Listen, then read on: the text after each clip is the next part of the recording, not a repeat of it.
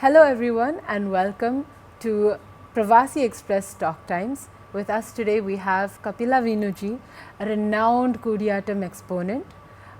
She will be talking to us about her time here at the Indian Performing Arts Convention, her upcoming show at the Esplanade, as well as her art form Koodiyattam. Thank you so much for being with us here today. Actually, we would like to know, so Koodiyattam is the oldest Sanskrit theatre tradition of India and is also recognized by the UNESCO. So could you tell us a little bit more about this classical theatre and also briefly share about your training and your journey with this art form? Koodiyattam in Kerala is also known as Koodiyattavam. Okay, and today we consider Koodiyattam to be one of the oldest living traditional theatre forms of the world. So it has a very long and unbroken lineage, which is one of its very unique features, because a theatre tradition or any kind of performing or aesthetic tradition that has such a long history means that it has come through the hands of several generations, several masters, several geniuses and creative people, that the form becomes very special, very distilled, and it carries elements from different times. Through, like we say, there is a reference to a form like Koodiyattam in the Sangham literature, which goes back to at least 2 millennia. And so we can imagine that 2000 years roughly of history, what it does to a form. So yes, Koodiyattam is a theatre tradition and a storytelling tradition. These two elements are very strong in Koodiyattam, and it has been practiced in Kerala and some parts of Tamil Nadu.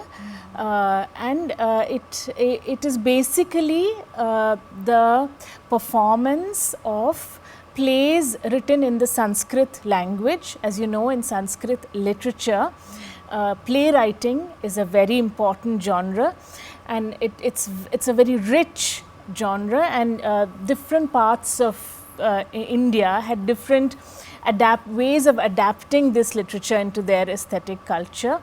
And Koodiyattam is a theatre form that developed out of trying to locally produce and perform Sanskrit plays. Okay, that's really interesting. So, such an incredible and expansive art form. How is it that you were inducted into it, and how has your journey been with it, especially where we live in such a modern world today? So I can only say that I was very fortunate, and it was by chance that I was introduced into this tradition or this art form, because I don't actually belong to the traditional community of performers who practice Koodiyattam. So our master, Guru Ammanur Madhava Chakyar, he was one of the most legendary, the most most amazing, charismatic performers of his generation. And my father was very enamored and very drawn to his performance, that my father became his disciple and was working for him for many years, and that is how I had the opportunity to also train under Guru Ammanur Madhava Chakyar. And I'm sure that would have been a very immersive journey to be inducted from such a young age. So, I would love to talk to you more about what you're going to do this weekend and show to the Singapore audience. Could you tell us a little bit about your upcoming show here, where we as Singapore audience would have a chance to witness such a tradition? So Koodiyattam has two elements, two aspects. One is the storytelling, and one is the performance of dramatic texts. So in the storytelling, there is something called Nangyar Kooth, which is the solo storytelling performance of the female performers, who are traditionally known as Nangyar, and it is storytelling through abhinaya and gesticulation, and Angika.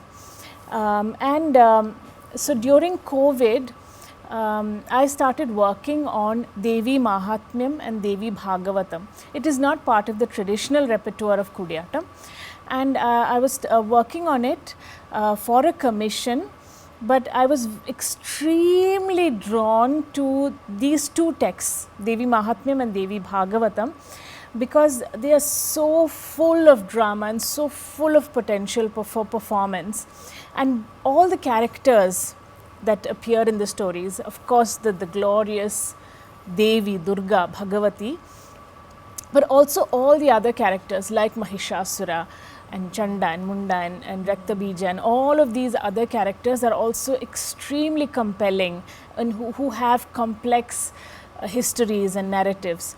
So that is what I was exploring a lot during COVID. So tomorrow's performance at the Esplanade is an episode from Devi Mahatmyam, which is Mahishasuravadham, the slaying of Mahishasura by Devi. So that is my performance for tomorrow.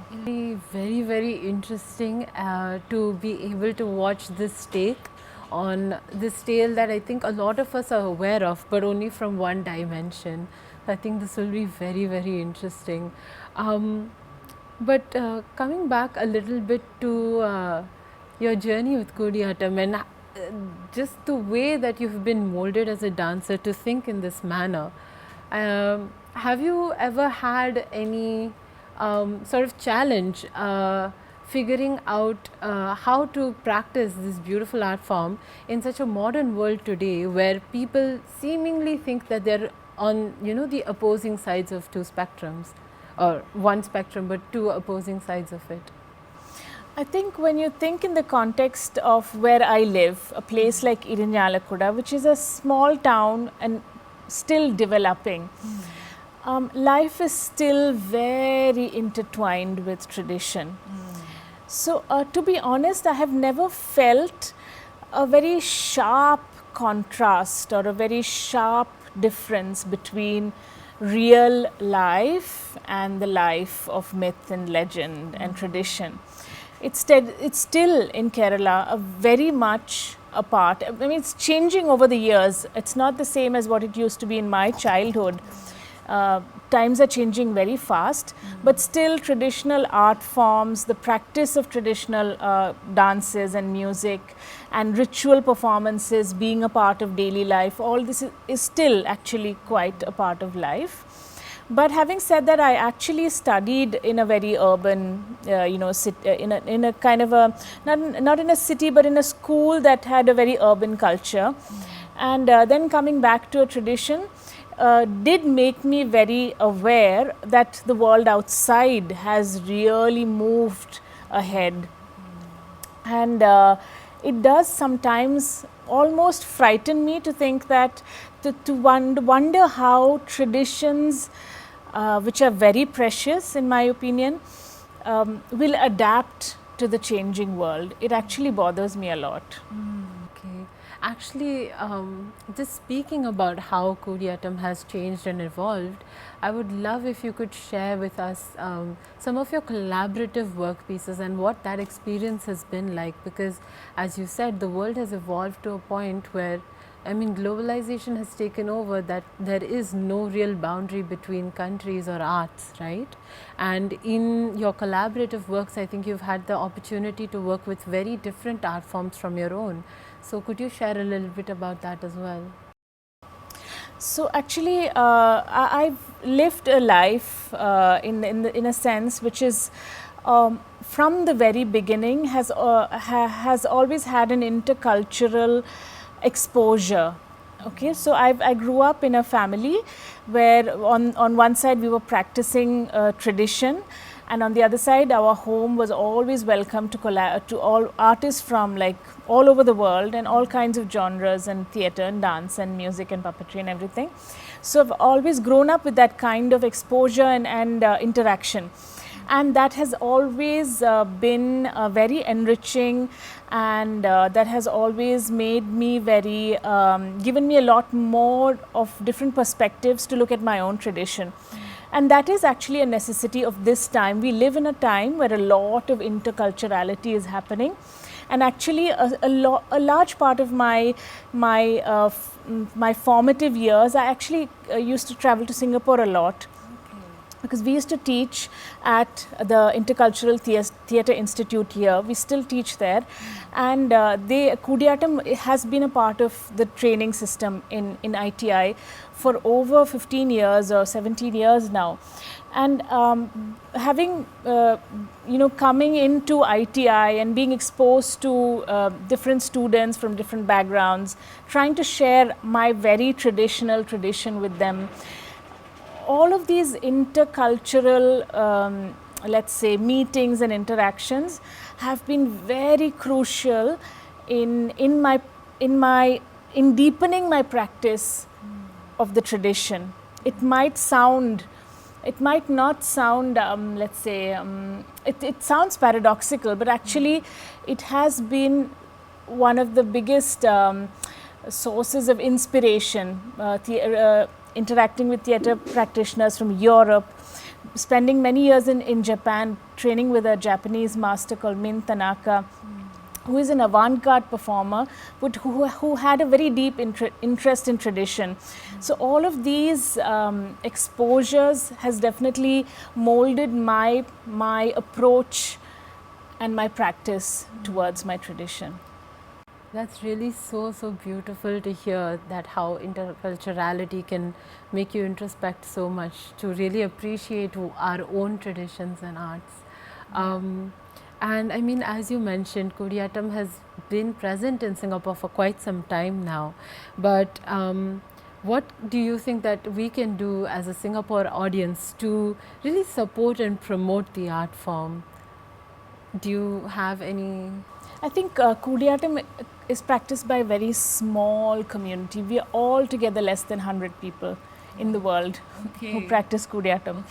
So I think one of the ways in which the international community or the Singapore community can support an art form like Koodiyattam is just to take interest in it by creating more performance opportunities, by studying the art form, by visiting us in Kerala.